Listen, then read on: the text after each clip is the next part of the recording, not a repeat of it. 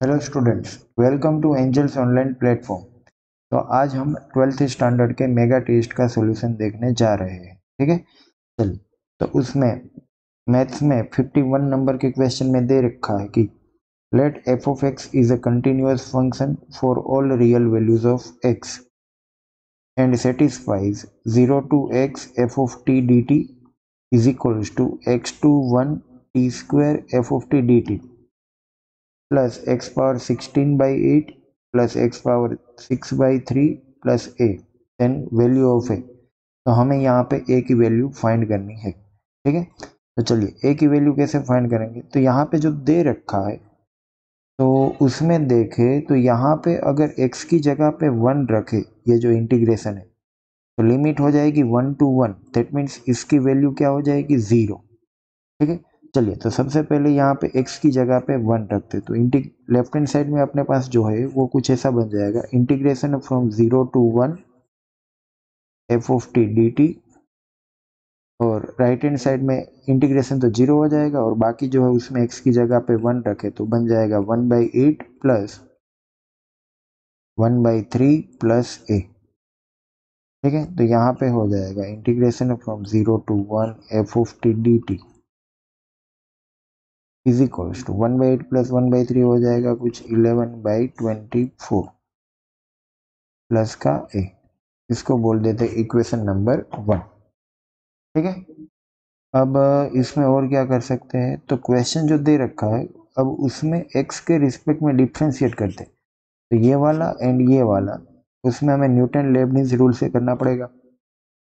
तो वो कुछ ऐसा हो जाएगा, लेफ्ट हैंड साइड में अगर x के रिस्पेक्ट में डिफ्रेंशिएट करें तो अपर लिमिट रखेंगे इनटू अपर लिमिट का डिफ्रेंशिएशन, तो वो हमें मिलेगा F of x minus lower limit करके लोअर लिमिट का डिफ्रेंशिएशन, तो वो तो 0 हो जाएगा। अब राइट हैंड साइड में अपर लिमिट 1, अपर लिमिट ये जो 1 दे रखी है वो रखे तो 1 square into F of 1 into 1 का डिफ्रेंशिएशन 0, तो वो तो 0 हो जाएगा। माइनस करके लोअर लिमिट यानी कि x, तो एक्स स्क्वायर रखेंगे तो X square into F of x into x का डिफ्रेंशिएशन, तो वो तो 1 हो जाएगा। ठीक है, और एक्स पावर 16/8 का डिफ्रेंशिएशन करेंगे तो वो मिलेगा 2x power 15 plus 2x power 5 और a का डिफ्रेंशिएशन बन जाएगा 0। तो यहाँ पे हमें एफ ऑफ एक्स मिल जाएगा। राइट हैंड साइड में से एफ ऑफ एक्स वाला टर्म लेफ्ट हैंड साइड लेके उसमें एफ ऑफ एक्स कॉमन निकालेंगे तो बन जाएगा 1 प्लस एक्स स्क्वायर, और उसको मैं राइट हैंड साइड पे डिवाइड कर दे रहा हूँ। तो राइट हैंड साइड में अब 2x power 15 plus 2x power 5 divide by 1 plus X square. तो यहाँ पे हम एफ ऑफ एक्स मिल गया, तो इस एफ ऑफ एक्स को ये वाले इक्वेशन में रखते हैं तो कुछ हो ऐसा हो जाएगा कि 0 to 1 2x power 15 plus 2x power 5 में से मैं कॉमन निकाल दे रहा हूँ 2x पावर 5, तो बचेगा x power 10 plus 1 divide by 1 plus X square D x is equal to 11 power 24 plus A. अब इसका डिफ्रेंशिएशन करें तो कैसे करें, तो न्यूमरेटर में x की हाईएस्ट पावर है वो 10 है, डिनोमिनेटर में x की हाईएस्ट पावर है वो 2, मतलब कि न्यूमरेटर में x की हाईएस्ट पावर बड़ी है। ठीक है, तो इसका इंटीग्रेशन करने के लिए न्यूमरेटर को डिनोमिनेटर से डिवाइड करें। तो अगर न्यूमरेटर को डिनोमिनेटर से डिवाइड करेंगे तो मैं यहाँ पे डायरेक्ट लिख रहा हूँ जो मिलेगा, तो न्यूमरेटर को डिनोमिनेटर से डिवाइड करने के लिए 2 को पहले बाहर निकाल। ठीक है, और जो बचेगा वो x power 13 minus x power 11 plus x power 9 minus x power 7 plus x power 5 dx is equals to 11/24 plus a। अब जो लेफ्ट हैंड साइड में है उसका डिफ्रेंशिएशन तुम लोग को पता है, तो इसको सॉल्व करने के बाद तुम लोग को मिल जाएगा a is equals to -167 divide by 840। तो ऑप्शन में D is our answer. Clear, चलिए नेक्स्ट क्वेश्चन में आगे बढ़ते हैं। नेक्स्ट क्वेश्चन में क्या दे रखा है, integration from -10 to 10 3 power x upon 3 power box of x dx is equal to, तो इसकी वैल्यू हमें फाइंड करनी। तो इसमें क्या करते हैं, और यहाँ पे जो ये है वो बॉक्स फंक्शन दिखा रहा है ना, greatest integer function, that means box function. तो क्वेश्चन को कुछ हम ऐसे लिख सकते हैं, integration from -10 to 10 3 power x minus box x dx। And we know that कि x माइनस बॉक्स x है वो क्या होता है, फ्रैक्शनल पार्ट ऑफ x। तो -10 to 10 3 power fractional part of x। And we know that कि fractional part का period जो है वो होता है 1, ठीक है। और यहाँ पे लिमिट देखे तो -10 to 10, यानी कि ये 20 इंटरवल्स हुए 1 1 वाले, 0 to 1, जैसे कि -10 to -9, -9 to -8 ऐसे। तो यहाँ पे हमारे पास है कि 0 to NT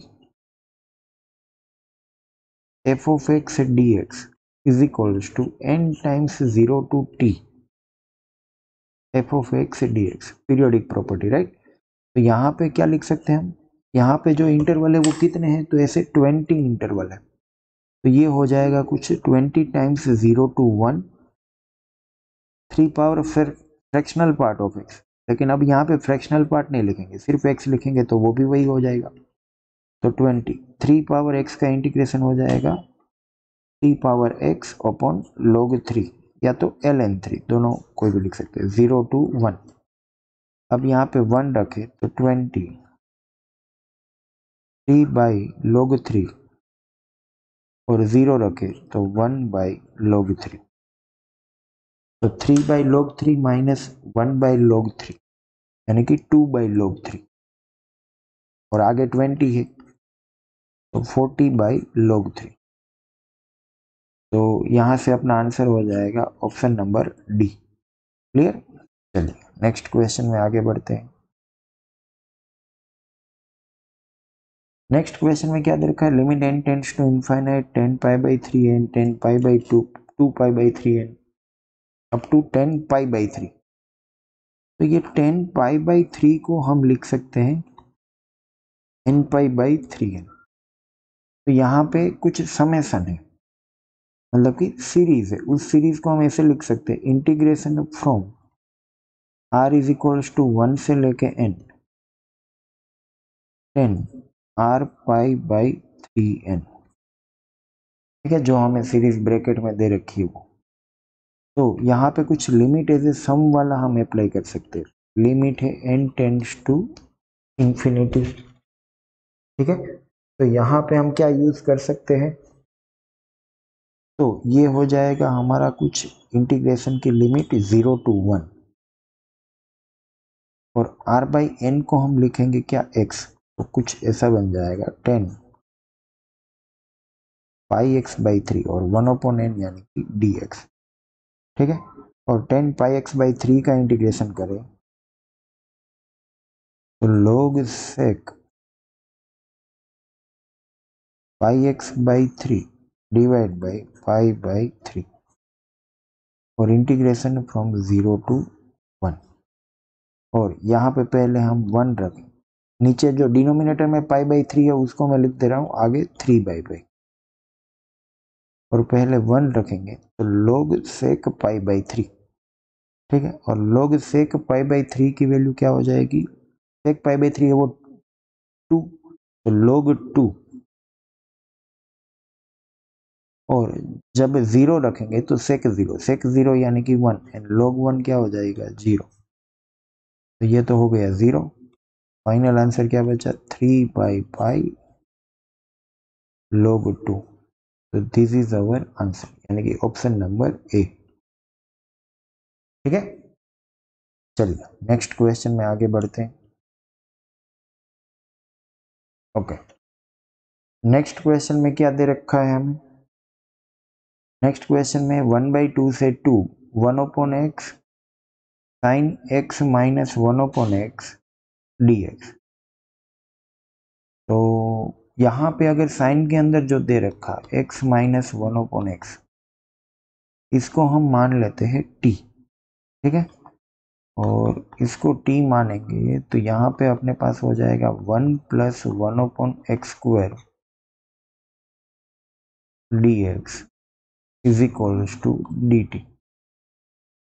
अब 1 प्लस 1/x² में अगर मैं 1/x कॉमन निकाल लूँ, 1/x कॉमन निकालने से क्या हो रहा है, तो अंदर बचेगा x plus 1/x dx is equals to dt।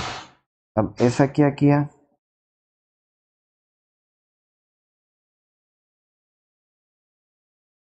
तो क्यों किया ऐसा, तो x प्लस 1/x है, उसको हम इन terms of x minus 1/x लिख सकते हैं, like this, x plus 1/x का whole square is equals to x minus 1/x का स्क्वायर प्लस का 4। या तो लेफ्ट हैंड साइड में माइनस लिख, तो राइट हैंड साइड में क्या आ जाएगा, प्लस, ठीक है, ओके, लेफ्ट में ही प्लस रखिए, राइट हैंड साइड में माइनस, तो ये कुछ हो जाएगा t² प्लस 4 और x प्लस 1/x। अब 1/x dx is equals to dt upon x plus 1/x।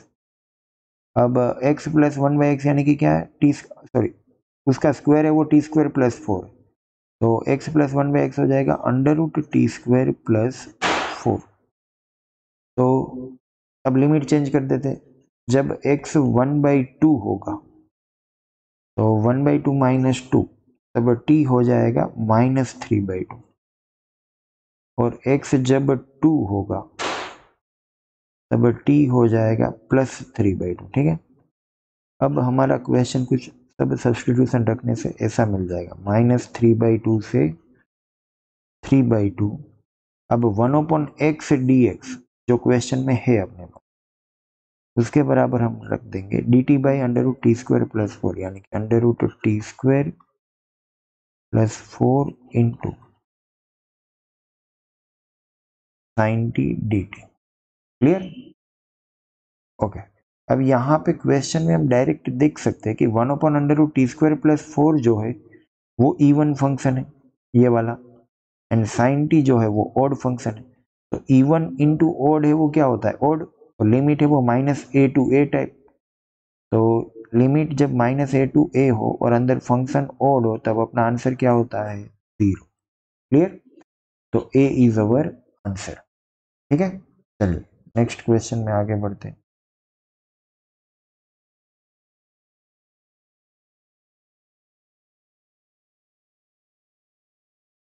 Next question में क्या दे रखा है, area bounded by parabola y-2 का whole square is equals to x-1, the tangent to it at point P2, 3 and x axis is, okay. सबसे पहले तो ये पैराबोला देखे, तो पैराबोला जो है वो राइट साइड ओपन हो रहा है, ठीक है, और उसका वर्टेक्स जो है वो है 1,2। तो चलिए यहाँ पे कुछ ऐसे पैराबोला ड्रॉ करते हैं।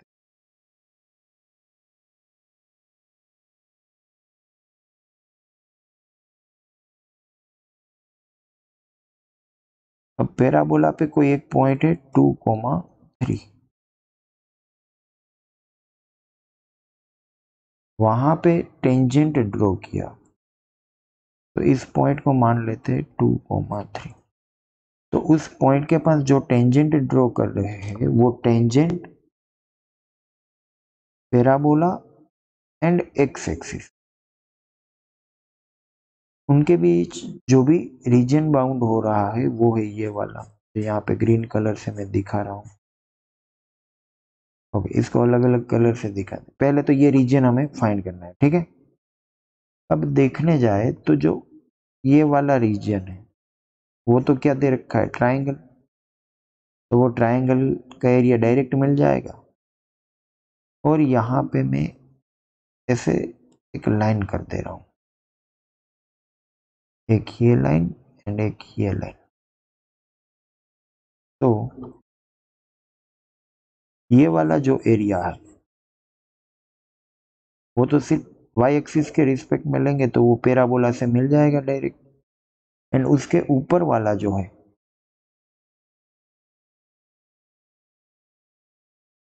यानी कि ये वाले एरिया की बात करूं जो रेड कलर से सेट कर, उसके लिए हमें क्या करना पड़ेगा, तो यहाँ पे एक ऐसे हॉरिजॉन्टल लाइन ड्रॉ करेंगे 2,3 पॉइंट में से। तो उसमें वाई एक्सिस के रिस्पेक्ट में पहले पैराबोला का माइनस टेंजेंट का इक्वेशन। तो सबसे पहला काम क्या करना पड़ेगा हमें, तो सबसे पहला काम हमें यहाँ पे ये करना पड़ेगा कि इक्वेशन ऑफ टेंजेंट फाइंड करना पड़ेगा, है ना। तो 2,3 के पास इक्वेशन ऑफ टेंजेंट, तो यहाँ पे मैं पहले स्लोप ऑफ टेंजेंट निकाल लेता हूँ और फिर पॉइंट तो है ही, तो स्लोप ऑफ टेंजेंट निकालने के लिए मैं दोनों से डिफ्रेंशिएट कर रहा हूँ। तो 2 into y minus 2 dy by dx is equals to 1 and dy by dx is equals to 1 upon 2 into y minus 2। तो उसमें y की जगह पे मैं रख दे रहा हूँ 3, तो स्लोप ऑफ टेंजेंट मिल रहा है y 1/2 और इक्वेशन ऑफ टेंजेंट निकाले पॉइंट स्लोप फॉर्म से, तो y minus y1 is equals to m into x minus x। तो यहाँ से कुछ हमें मिल जाएगा 2y minus 6 is equals to x minus 2, that means x minus 2y, और इसको y के टर्म x के टर्म में रखते हैं क्योंकि हमें x की जरूरत पड़ने वाली है। तो 2y माइनस 4, ठीक है। अब इसमें जो पॉइंट हमें चाहिए, कौन कौन से पॉइंट चाहिए, तो एक ये वाला पॉइंट चाहिए, एक एक्स एक्सिस पे जो कर रहेगा वो, तो वो पॉइंट निकाले। तो इसमें पहले y 0 रखेंगे तो x मिलेगा -4, तो ये पॉइंट होगा -4,0, वो ट्राइंगल के एरिया के लिए चाहिए, है ना। तो ये डिस्टेंस हो जाएगा 4, और इस ट्राइंगल की हाइट के लिए x 0 रखेंगे तो y मिलेगा 2, तो ये पॉइंट है 0,2, तो हाइट हो जाएगी 2। तो ट्राइंगल का एरिया तो मिल गया, एरिया ऑफ ट्राइंगल जो है वो मिलेगा 1/2 इंटू 4 इंटू 2 यानी कि 4, ठीक है। अब ये ग्रीन वाला जो है, ग्रीन वाला कैसे निकाले, तो इंटीग्रेशन फ्रॉम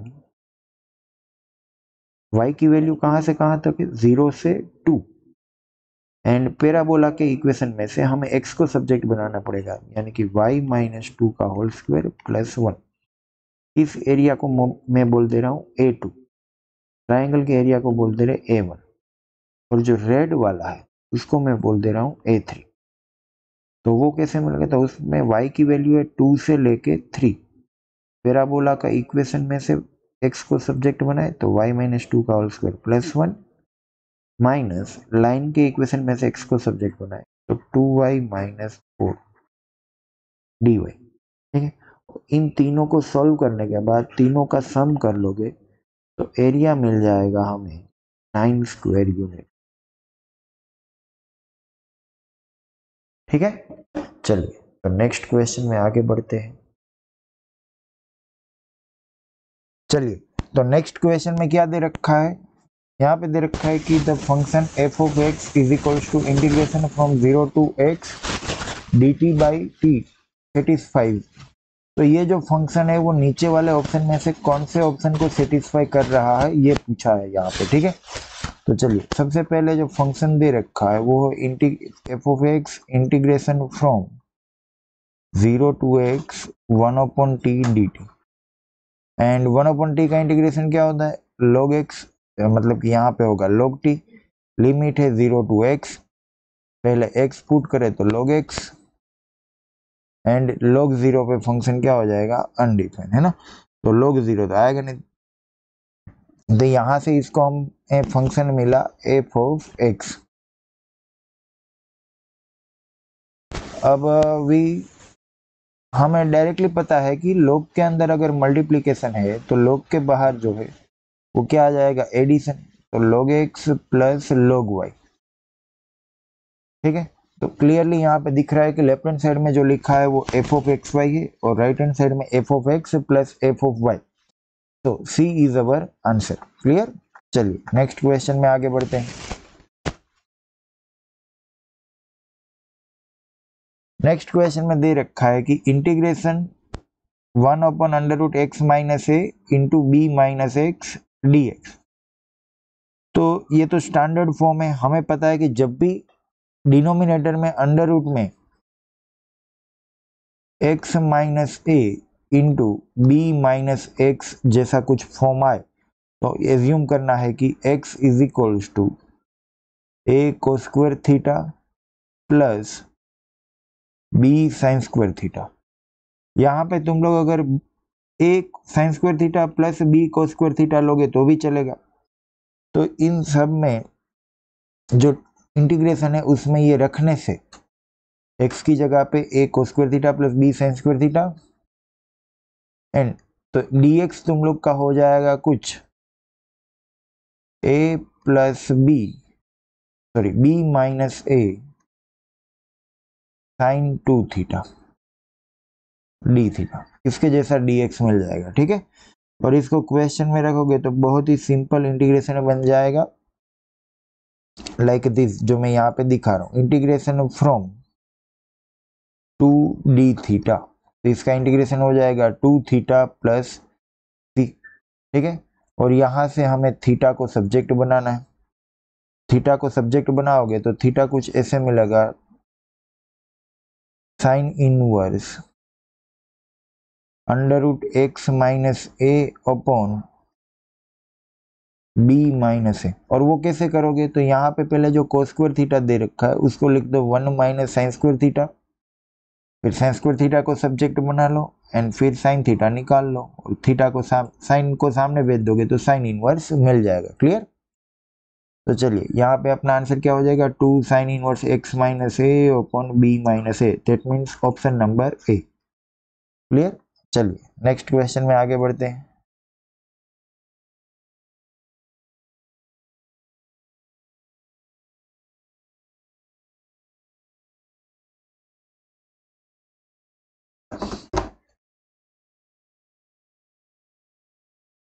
तो नेक्स्ट क्वेश्चन में क्या दे रखा है यहाँ पे in a GA test the teacher decides that there will be 3 questions, one from each of exercise 7, 8 and 9 of the textbook.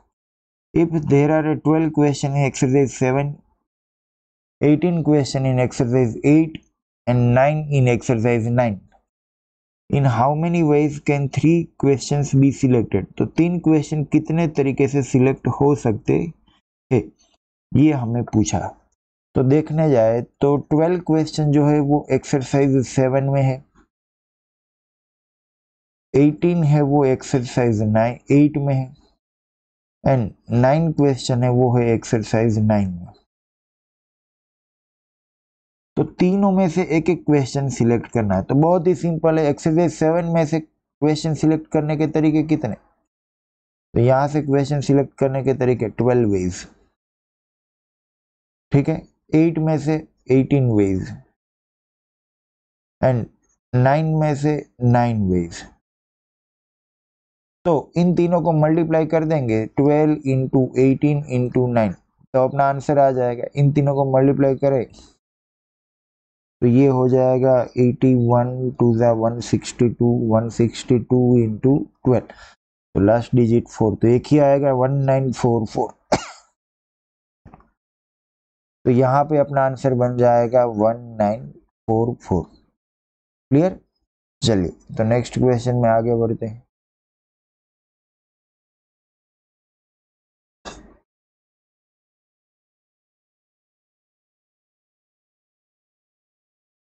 Next question में दे रखा है we are to form different word with letters of the word integer.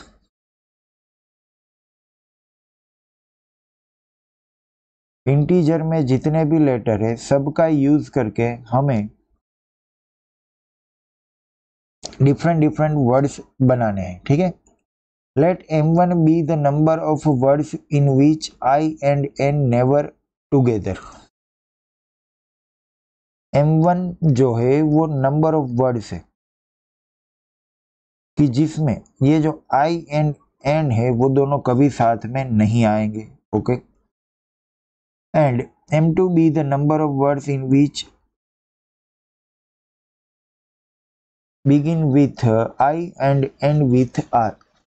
तो m2 ऐसा है कि जिसमें number जो है वो I से चालू होना चाहिए, सॉरी वर्ड जो है वो I से चालू होना चाहिए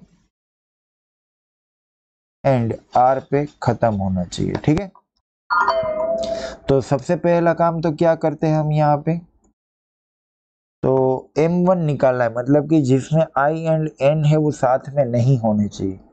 तो यहाँ पे हम रिवर्स लॉजिक लगाएंगे। रिवर्स लॉजिक मतलब कि पहले हम ऐसे वर्ड्स निकाल लेंगे कि जिसमें I एंड n साथ में हो, फिर साथ में नहीं हो वैसे वाले चाहिए तो उसको टोटल में से सब्ट्रैक्ट कर देते हैं।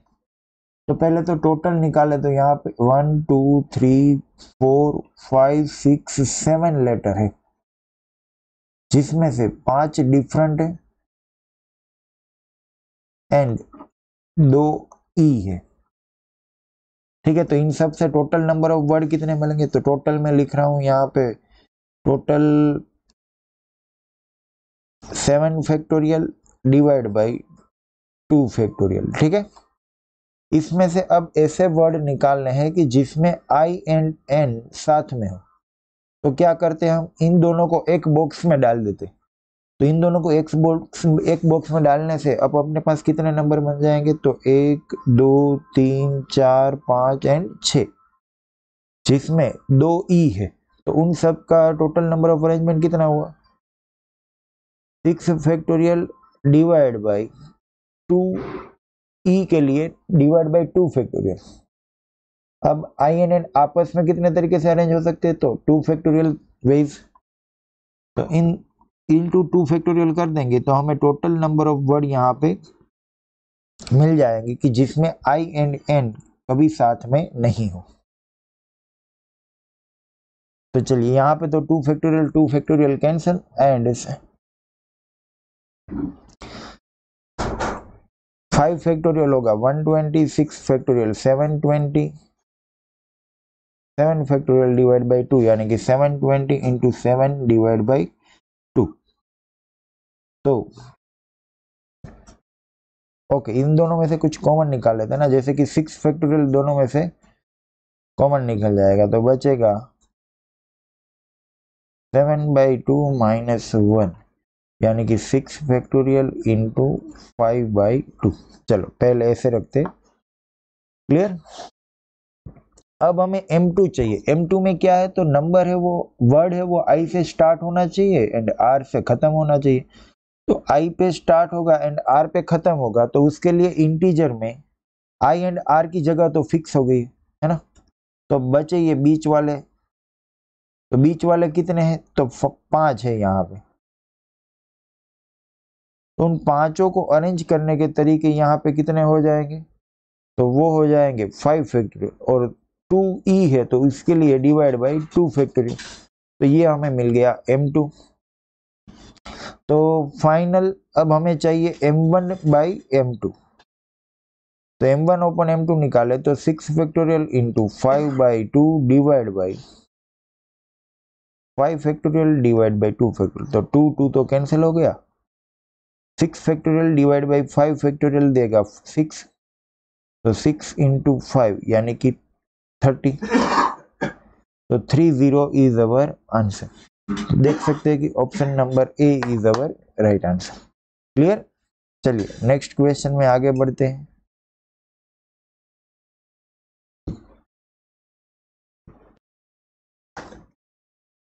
यहां पे दे रखा है कि total number of divisors of n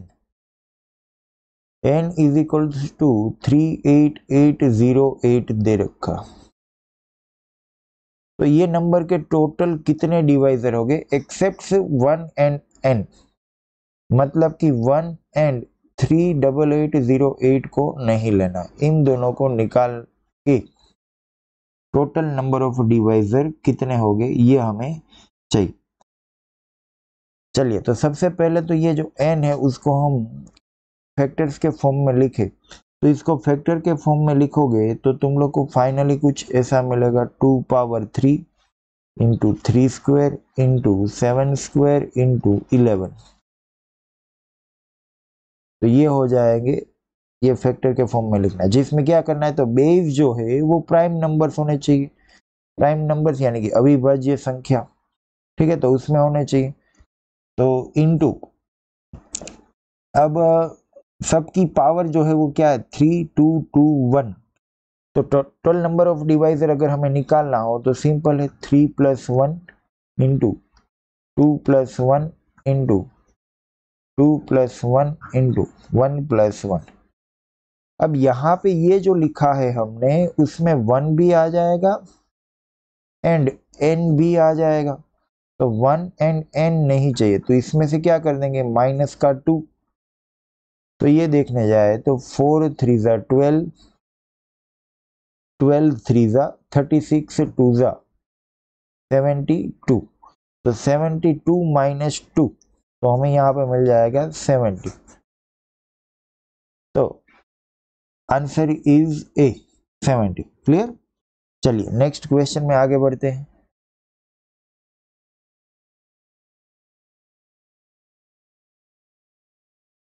next question में क्या दे रखा है, if n objects are arranged in a row, एक रो में n ऑब्जेक्ट को अरेंज किया जाए, then the number of ways of selecting 3 object so that no 2 of them are next to each other.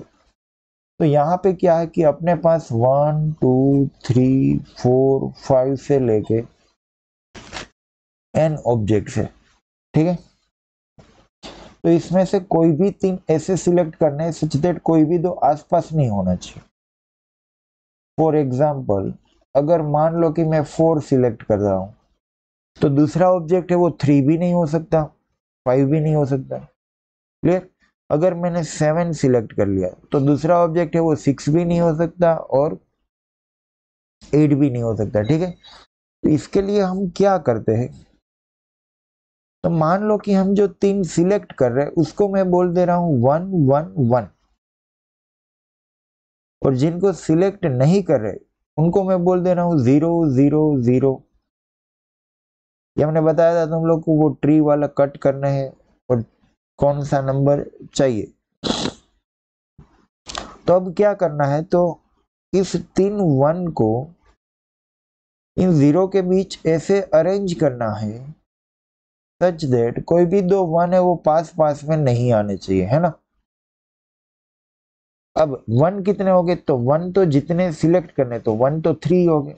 अब 0 कितने हो गए, टोटल नंबर ऑफ जीरोस, तो टोटल नंबर ऑफ जीरोस हो गए n-3। कैसे, तो टोटल तो इन दोनों का टोटल होना चाहिए n, तो 3 1 है तो 0 कितने हो गए, n-3। अब 3 1 को ये n-3 0 के बीच ऐसे अरेंज करना है, तो उसके लिए मैं क्या कर दे रहा हूँ, मान लो कि पहले मैंने जीरोस को ऐसे अरेंज कर दिया। अब 1 कहाँ कहाँ आ सकते हैं, तो 1 यहाँ पे जो मैं स्पेस कर रहा हूँ वहां पे कहीं पे भी आ सकते हैं, ठीक है। तो ऐसी स्पेस कितनी होगी टोटल, तो ऐसी स्पेस होगी n-2। उसमें से कितने सिलेक्ट करने हैं, तो 3 सिलेक्ट करने हैं, तो n-2c3, ये अपना आंसर हो जाएगा, ठीक है। तो ऑप्शन में देखें तो बी ऑप्शन n-3c3, तो वो नहीं आएगा। Option number C n-3c3 plus n-2c, तो उसको सिंप्लीफाई करें तो वो भी नहीं। इसको लिखे तो nc3 क्या होता है, nc3 होता है n into n-1 into n-2 divide by 3, तो ये भी नहीं आएगा। तो कंपलसरी यहाँ पे n-2 into divide by 3 factorial आता है, ठीक है ना। तो n-2 into n-3 into n-4 divide by 3 factorial यानी कि 6। तो यहाँ पे देख सकते हैं कि ऑप्शन में से ऑप्शन नंबर ए, तो ए अपना आंसर हो जाएगा। क्लियर। चलिए तो नेक्स्ट क्वेश्चन में आगे बढ़े। नेक्स्ट क्वेश्चन में क्या दे रखा है, 5 balls of different colours are to be placed in 3 boxes of different size. 5 ball है, उनको 3 बॉक्स में रखना है, अलग अलग साइज के, है ना। Each box can hold all 5 balls. सारे बॉक्स की साइज इतनी है कि कम से कम 5 बॉल को तो होल्ड कर ही लेंगे। The number of ways in which we can place the balls in the boxes. Order is not considered in the box. तो हमें ये बोला है कि 5 बॉल्स को बॉक्स में कितने तरीके से अरेंज कर सकते हैं so that no box remains empty. कोई भी बॉक्स है वो एम्प्टी नहीं होना चाहिए। The number of ways in which we can place the balls in the box. Okay तो यहाँ पे तो सबसे पहले ना प्लेस द बॉल्स मतलब कि सारे बॉक्स को पुट करना है। 5 balls of different colours are to be placed in 3 box. ठीक है, यहां से हमें पता चल रहा है कि पांचों बॉक्स को 3 बॉक्स में अरेंज करना है। ओके अब 5 बॉक्स है वो 3 बॉक्स में कितने तरीके से अरेंज हो सकते हैं, तो वो हो सकते हैं 2 2 1, पहले बॉक्स में आ जाए 2, दूसरे बॉक्स में भी 2 और तीसरे बॉक्स में 1। और दूसरा क्या तरीका है, तो दूसरा तरीका है 3 1 1, एक में 3, दूसरे में 1, तीसरे में भी 1। क्यों ऐसे लिया, क्योंकि अगर 4 1 0 ले तो एक बॉक्स खाली हो जाएगा और क्वेश्चन में हमें बोल दिया गया है कि कोई भी बॉक्स जो है वो खाली नहीं होना चाहिए, है ना।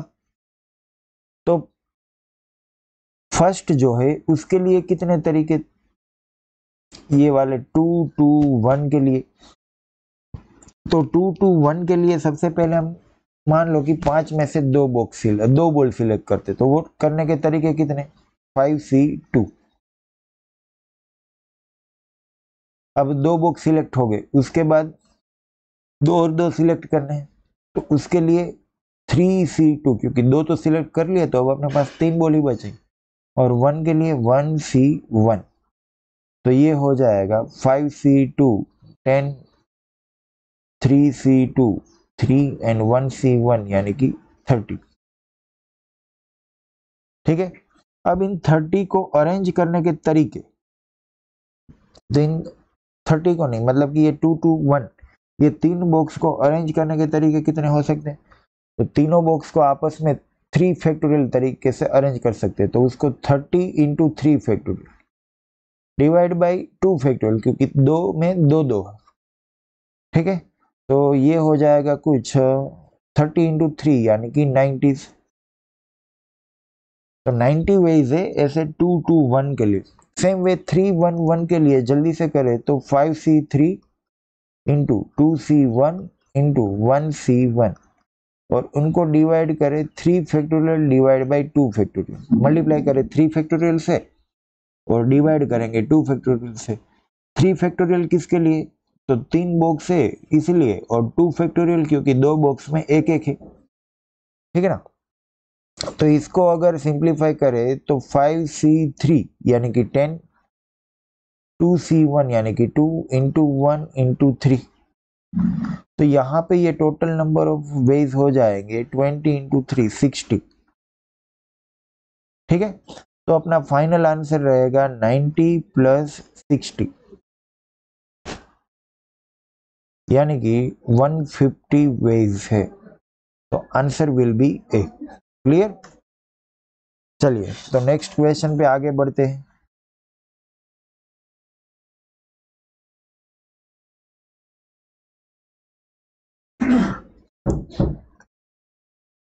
तो नेक्स्ट क्वेश्चन में क्या दे रखा है, in a triangle ABC if A square sine B minus C plus B square sine C minus A plus C square sine A minus B is equals to 0, then triangle is,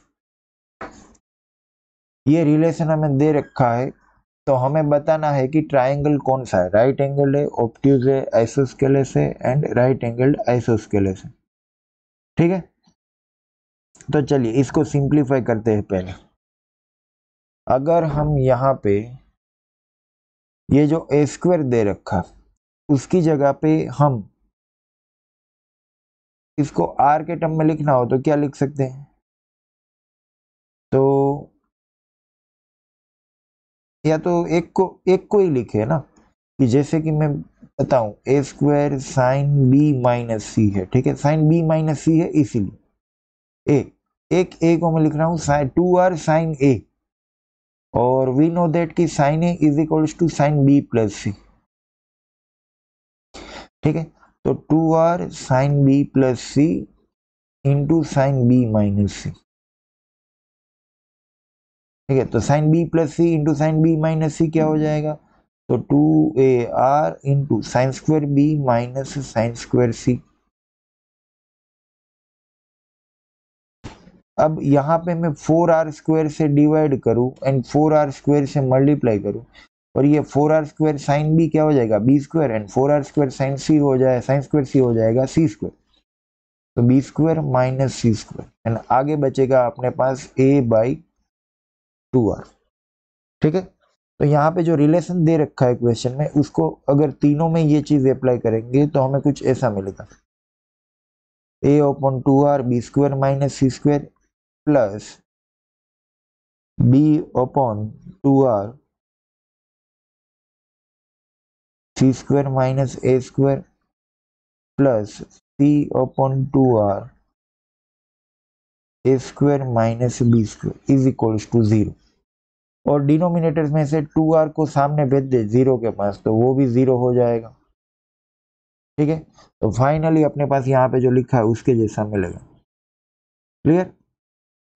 और ये जो बाहर a b and c single है, उनको अंदर multiply करके factorise करोगे तो फाइनली तुम लोग को कुछ ऐसा मिलेगा, a minus B into B minus C into C minus A. तो इसके बराबर दे रखा है 0। अब वी नो दैट कि if x minus A into X minus B is equals to 0, that means x is equals to A और x is equals to B. तो यहाँ पे ये 0 दे रखा है, तो इस रिलेशन से हमें मिलेगा कि a is equals to b और b is equals to c और c is equals to a. मतलब कि कोई भी दो साइड की लेंथ तो कम से कम इक्वल होगी ही होगी। ठीक है ना, तो इसका मतलब कि ट्रायंगल जो है वो हुआ isosceles, hence c is our right answer. Clear. चलिए नेक्स्ट क्वेश्चन में आगे बढ़ते हैं। नेक्स्ट क्वेश्चन में क्या दे रखा है कि if c square is equals to A square plus B square then 4s into s minus A into s minus B into s minus c is equals to what. Okay, अब सबसे पहले ये जो रिलेशन दे रखा है ना कि C square is equals to A square plus B square, तो इसका मतलब हो जाएगा triangle ABC is right angle and angle C is equals to 90। और ये जो S minus A S minus B S minus C जो है वो हमें पता है कि डेल्टा स्क्वायर है, मतलब कि एरिया ऑफ ट्राइंगल का स्क्वायर। ओके, ऑप्शन है s power 4 b square c square c square a square and a square B square. जी, एरिया ऑफ ट्राइंगल हमें पता है कि half a b sine c होगा। क्यों ये लिया, क्योंकि सी हमें दे रखा है, तो साइन सी यानी कि 90 साइन 91। तो एरिया ऑफ ट्राइंगल है ए बी बाई 2, तो यहाँ पे डेल्टा की जगह पे हम ए बी बाई 2 रखे और उसका स्क्वायर है, तो A square B square by 4, that means कि ए स्क्वायर बी स्क्वायर। तो ये our this is our answer. Clear, तो आंसर विल बी डी। चलिए नेक्स्ट क्वेश्चन में आगे बढ़ते हैं। नेक्स्ट क्वेश्चन में दे रखा है कुछ, if b plus c is equals to 3a then value of cot b by 2 into cot c by 2 is equals to. अगर इसकी वैल्यू b प्लस सी 3a है तो cot b by 2 cot c by 2। Okay, simple यहाँ पे half angle formula apply करना है हमें, है ना। cot b by 2 into cot c by 2। Okay,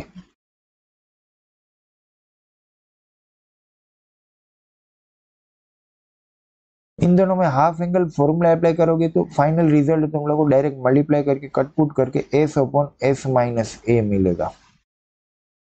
और यहाँ पे 2s अपॉन ऊपर नीचे 2 से मल्टीप्लाई डिवाइड करें, उसका रीजन क्या है, तो 2s को हम लिख सकते a plus b plus c by 2 नहीं लिखना था इसीलिए हमने ये किया, और 2s माइनस 2a, 2s की जगह पे a plus b plus c रखोगे तो a plus b plus c minus 2a, यानी कि b plus c minus a।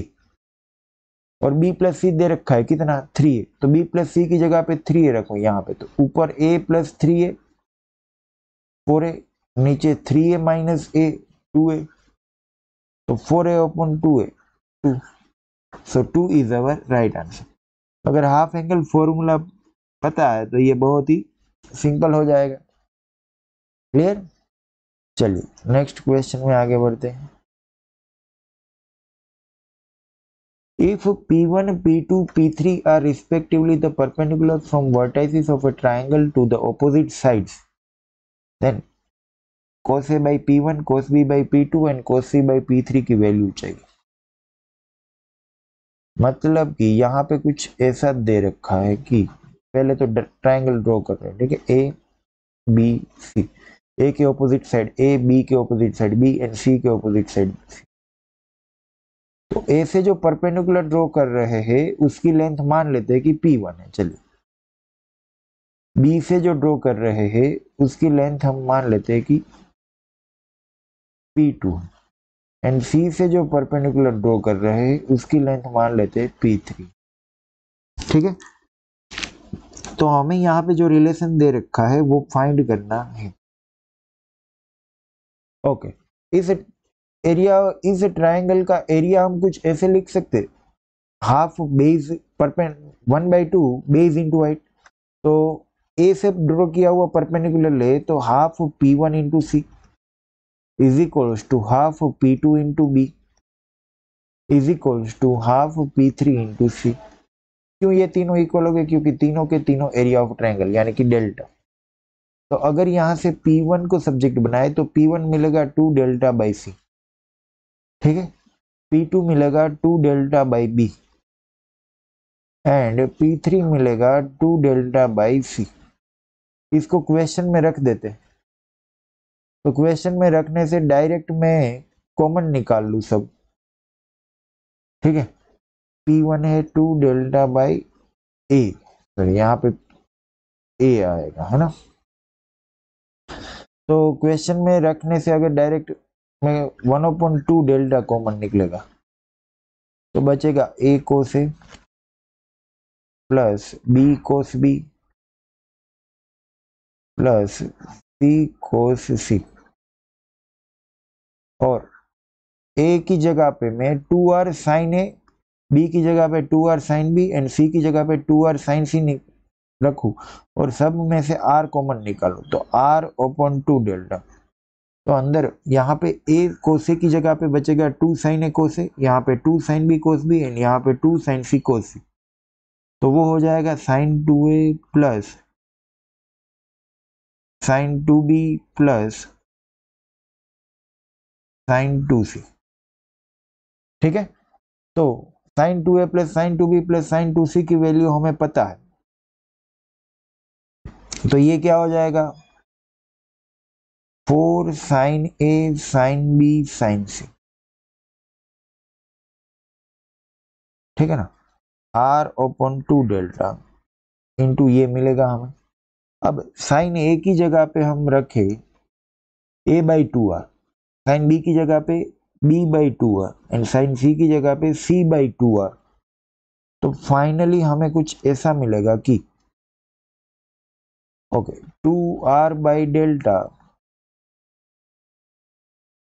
और sign A sine B sine सी की जगह पे तो ABC/8r³, फाइनल मिल रहा ABC/4r² डेल्टा 4 डेल्टा r², और वी नो दैट कि ABC/4 delta is equals to r।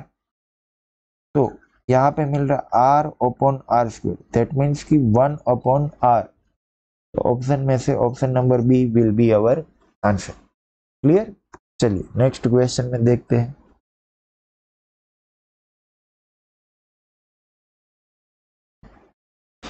Next question में दे रखा है कि if in a triangle ABC B plus C is equals to 11, B plus C upon 11 plus sorry, is equals to c plus a upon 12 is equals to a plus b upon 13. Then कोसेप find करना। तो यहाँ पे ऐसे वाले question में तो हमें डायरेक्टली पता है कि जब भी, पहली बात तो बच्चे को पता है कि जब भी एक से ज्यादा बार इक्वल टू की साइन आए तो हमें क्या एज्यूम करना है यहाँ पे, सबसे पहले तो के, है ना। तो इसके बराबर के एज्यूम करोगे तो a plus B, B plus C and C plus A की value in terms of k मिलेगी तुम लोगों को, राइट। जस्ट अ सेकेंड, हाँ बेटा।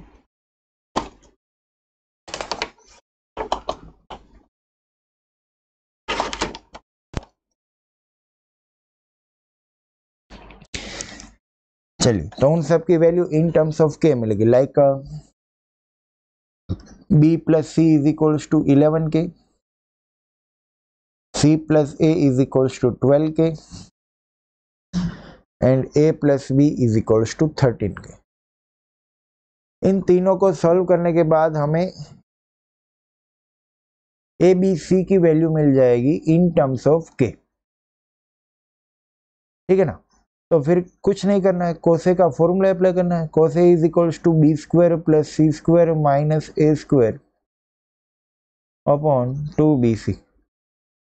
तो एक के स्क्वायर ऊपर आएगा, एक के स्क्वायर नीचे, ये दोनों कैंसिल हो जाएंगे तो कांस्टेंट बचेगा, और जो कांस्टेंट बचे वो अपना आंसर। तो वो मिलेगा कुछ तुम लोगों को 1/5, ठीक है। चलिए नेक्स्ट क्वेश्चन में आगे बढ़ते हैं।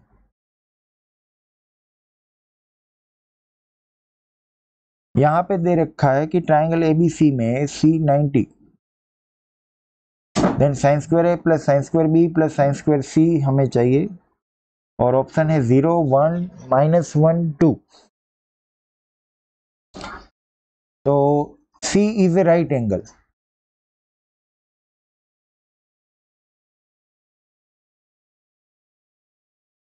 तो ये ले लेते हैं सी, ये ए, ये बी। तो ये साइड सी, ये ए, ये बी। तो यहाँ पे अपने पास है A square plus B square is equals to C square, पागो से, है ना। और इसकी वैल्यू चाहिए sine square A plus sine square B plus sine square C. तो sine square A, sine sine sine A sine B sine C को अगर ए बी सी के टर्म में लिखे तो साइन स्क्वायर ए हो जाएगा A square upon 4r square plus B square upon 4r square plus C square upon 4r square, है ना। तो नीचे से 4r स्क्वायर कॉमन निकाले तो A square plus B square plus C square, तो 1/4r square in bracket A square plus B square plus C square, और A square plus B square की जगह पे मैं रखूं सी स्क्वायर, तो सी स्क्वायर प्लस सी स्क्वायर यानी कि 2c square upon 4r square. Okay, and C square upon 4r square क्या हो जाएगा, साइन स्क्वायर सी। तो 2 साइन स्क्वायर सी, और सी इज 90, साइन 90 इज 1, फाइनली क्या बचेगा 2। तो 2 इज अवर आंसर। क्लियर। चलिए नेक्स्ट क्वेश्चन में आगे बढ़ते हैं। यहां पे दे रखा है कि x radii of A triangle R1 R2 R3 are in HP, then its sides ABC are in। तो यहाँ पे R1 R2 R3 है वो HP में, तो 1/R1 1/R2 1/R3 will be in AP।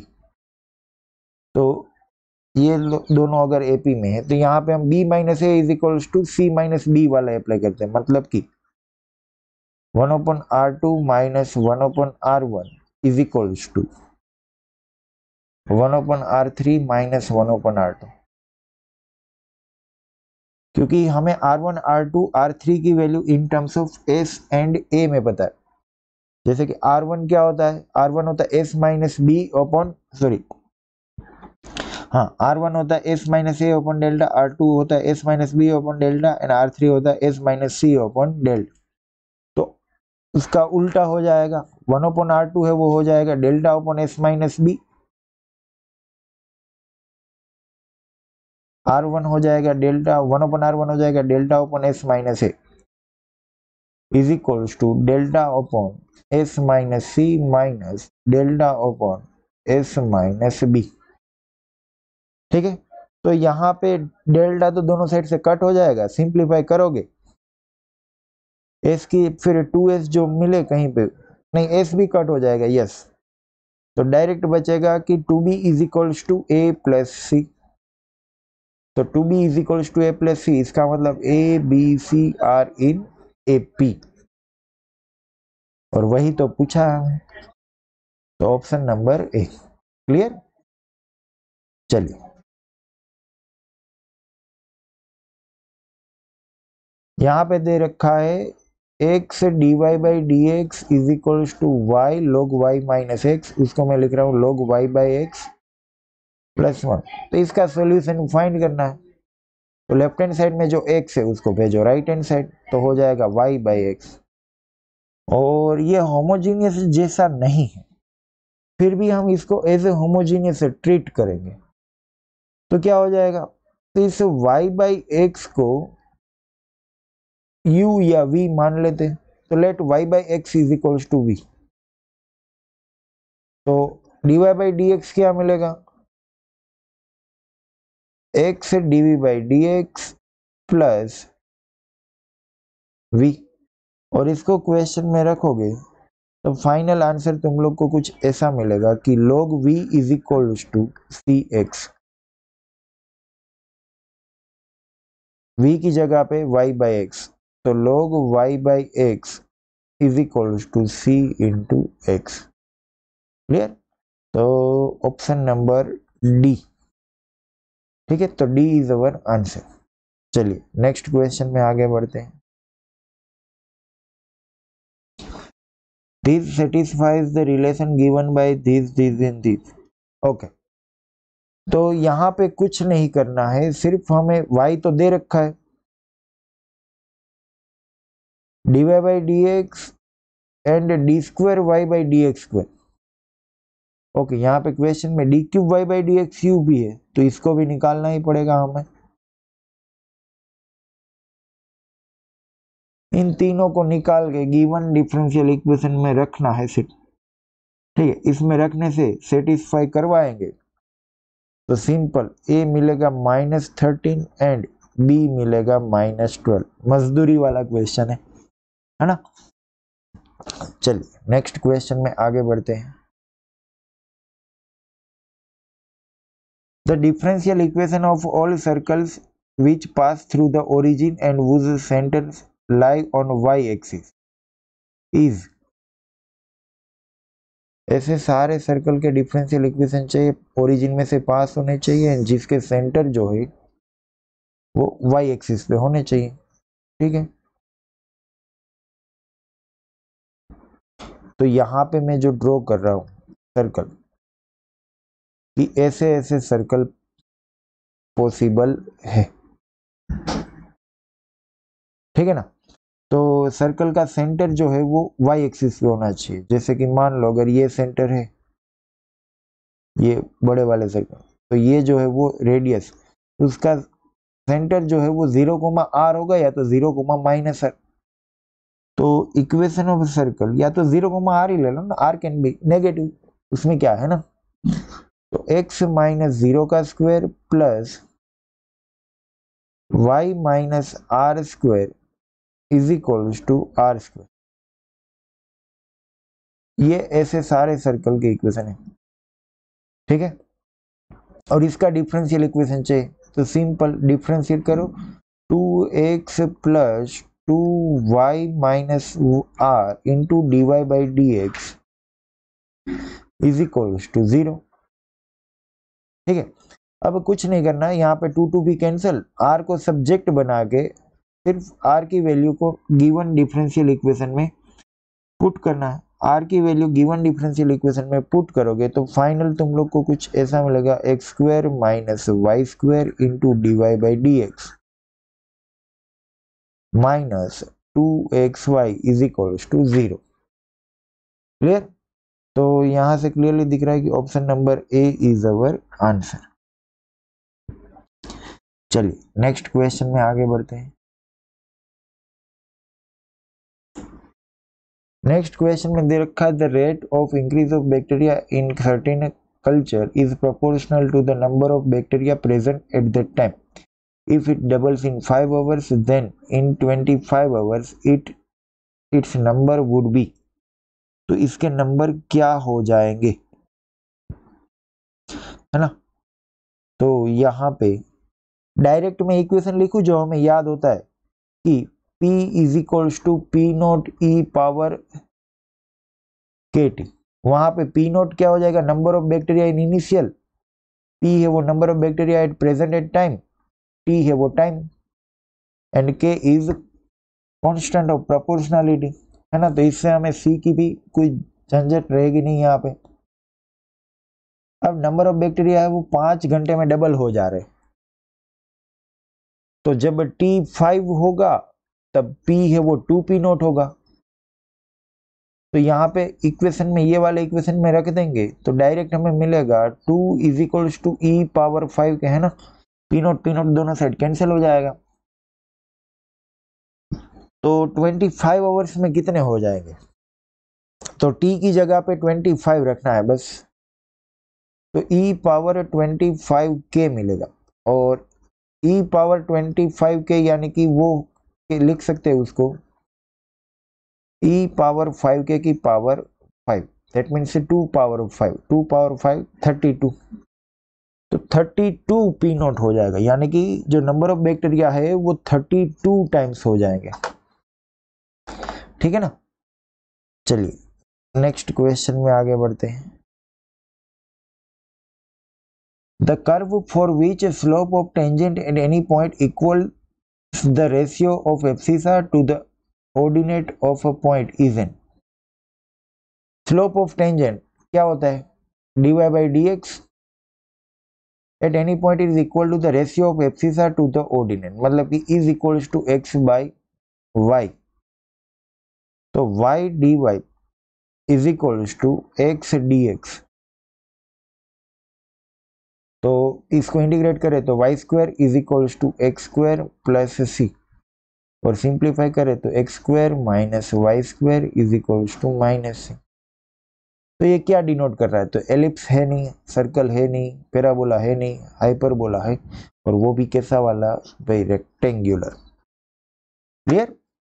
चलिए नेक्स्ट क्वेश्चन में आगे बढ़ते हैं। A particle moves in a straight line with a velocity given by dx by dt is equal dx by dt is equals to x plus 1. X is the distance described. The time taken by a particle to traverse a distance of 99 meters.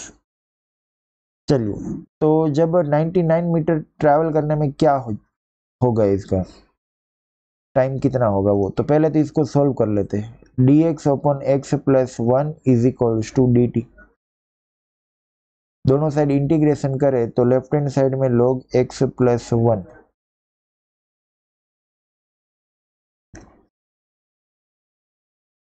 Okay. Distance कितना दे रखा है, 99, है ना। t plus c, तो जब distance 99 होगा, okay, time 0 पे x की वैल्यू क्या होगी, जब टाइम 0 हो तो x क्या ले, यहाँ पे particle moves in a straight line with velocity given by dx by dt is equals to x plus 1। Okay, यहाँ पे कांस्टेंट हम यूज नहीं करेंगे क्योंकि स्ट्रेट लाइन और ये वेलोसिटी है इसलिए, ठीक है। तो यहाँ पे इंटीग्रेट करने से हमें मिला t is equals to log x plus 1, और सिंपल कि जब x 99 होगा तब t फाइंड करना है।